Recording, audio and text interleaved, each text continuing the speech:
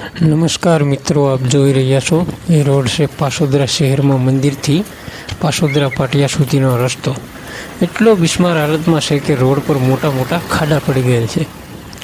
રાત્રિના સમયમાં આવા ખાડા ન દેખાવાના કારણે લોકોના જીવ જોખમમાં મુકાય તેમ છે અને આ રસ્તો વાવ ગામ અંતર્ગત આવે છે. મિત્રો, હેલ્મેટનો દંડ લેવામાં આવે છે તો ફોટા પાડીને તો આપણે પણ એક જાગૃત બનવાની જરૂર છે કે આવા રસ્તાઓ જે બિસ્માર હાલતમાં હોય એનો વિડીયો બનાવી જે તે તંત્રને મોકલવો જોઈએ. અને જો મિત્રો હેલ્મેટનો દંડ લેવાનો જીવ બચાવવા માટે જ હોય તો સરકારે ઘણા એવા કાર્યો છે જેમાં પહેલાં ધ્યાન આપવું જોઈએ.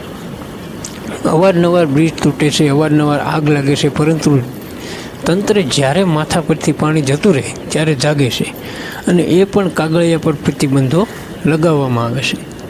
દુર્ઘટના થાય કે ના થાય એ આપણા હાથમાં નથી, કુદરતી છે, પરંતુ તેની સાવચેતી માટે પગલાં લેવા એ તો સરકારની જવાબદારી છે.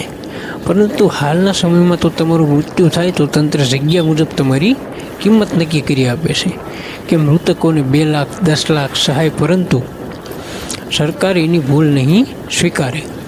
મિત્રો, આજે જાગૃત નહીં થઈએ તો કાલે સવારે આપણો કે આપણા પરિવારના કોઈ પણ વ્યક્તિનો પણ ભાવ આ સરકાર નક્કી કરી દેવામાં આવશે.